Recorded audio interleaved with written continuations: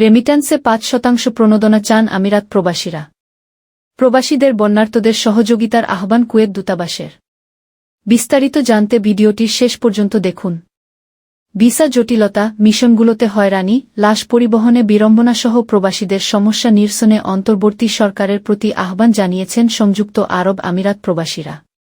প্রবাসী আয় বাড়াতে রেমিট্যান্সে ৫% প্রণোদনাসহ সমস্যাগুলো নিরসন জরুরি বলে মনে করছেন তারা।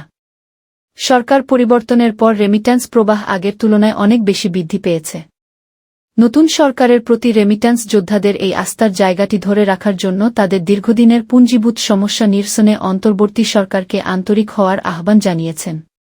এ ব্যাপারে সরকারের প্রবাসী কল্যাণ ও বৈদেশিক কর্মসংস্থান মন্ত্রণালয়ের নতুন উপদেষ্টা ড আসিফ নজরুলের দৃষ্টি আকর্ষণ করেছেন সংযুক্ত আরব আমিরাত প্রবাসীরা। বাংলাদেশ বিজনেস ফোরাম ইউএইর প্রেসিডেন্ট কামাল হোসেন সুমন বলেন, সম্প্রতি বিভিন্ন সমস্যার কারণে আমরা রেমিট্যান্স পাঠাতে পারিনি। এখন আমরা সবাই বৈধপথে রেমিট্যান্স পাঠাতে শুরু করেছি। ভবিষ্যতে এটি আরও বৃদ্ধি পাবে। ইনফ্লুয়েন্সার ও প্রবাসী ব্যবসায়ী হারুনুর রশিদ বলেন, প্রবাসী কল্যাণ মন্ত্রণালয়ের উপদেষ্টার সংযুক্ত আরব আমিরাত সফরের মাধ্যমে এই দেশের সাথে একটি দ্বিপাক্ষিক বৈঠক করে সমস্যাগুলোর দ্রুত সমাধান করা উচিত। প্রণোদনা ২.৫% থেকে ৫% করা দীর্ঘদিনের দাবি প্রবাসীদের। এছাড়া ভিসা জটিলতা, লাশ পরিবহনে বিড়ম্বনা, কাস্টমসে হয়রানিসহ পরিবার পরিজনের জানমালের নিরাপত্তার বিষয়টি তারা নতুন দায়িত্বপ্রাপ্ত উপদেষ্টার কাছে তুলে ধরতে চান। প্রবাসী বাংলাদেশিরা জানিয়েছেন, নতুন সরকার যদি প্রবাসীদের ৫% প্রণোদনা দেয় তাহলে রেমিট্যান্সের প্রবাহ আরও বাড়বে। প্রবাসীদের প্রত্যাশা নতুন উপদেষ্টা আমিরাতসহ মধ্যপ্রাচ্যের দেশগুলো সফর করে জটিল সমস্যাগুলো চিহ্নিত করবেন। ২০১২ সালের পর থেকে আমিরাতে বারবার প্রবাসীরা ভিসা জটিলতা নিয়ে বিপর্যয়ের সম্মুখীন হয়েছেন। তারপরেও প্রবাসীরা এই দেশটি থেকে সর্বোচ্চ রেমিট্যান্স পাঠিয়ে দেশের অর্থনীতিতে যোগান দিয়েছেন। এই ধারা অব্যাহত রাখতে তারা অন্তর্বর্তী সরকারের প্রতি প্রবাসীদের সমস্যা নিরসনে সর্বোচ্চ গুরুত্ব দিতে আহ্বান জানিয়েছেন। প্রবাসীদের বন্যার্তদের সহযোগিতার আহ্বান কুয়েত দূতাবাসের।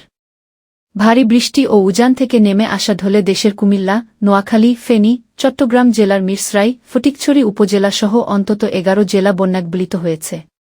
বন্যাকবলিত এসব এলাকায় বিপুল সংখ্যক মানুষ দুর্বিষহ জীবনযাপন করছে।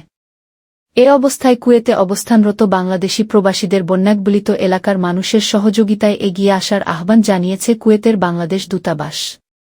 রোববার দূতাবাসের কাউন্সিলর দূতালয় মোহাম্মদ মনিরুজ্জামান স্বাক্ষরিত এক বিজ্ঞপ্তিতে প্রধান উপদেষ্টার ত্রাণ তহবিলে সহযোগিতা পাঠানোর আহ্বান জানানো হয়।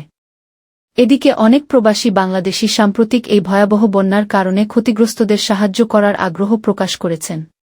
বিপদগ্রস্ত মানুষের পাশে দাঁড়ানোর এই মহতী আগ্রহকে দূতাবাস এবং সরকারের পক্ষ থেকে স্বাগত জানানো হচ্ছে।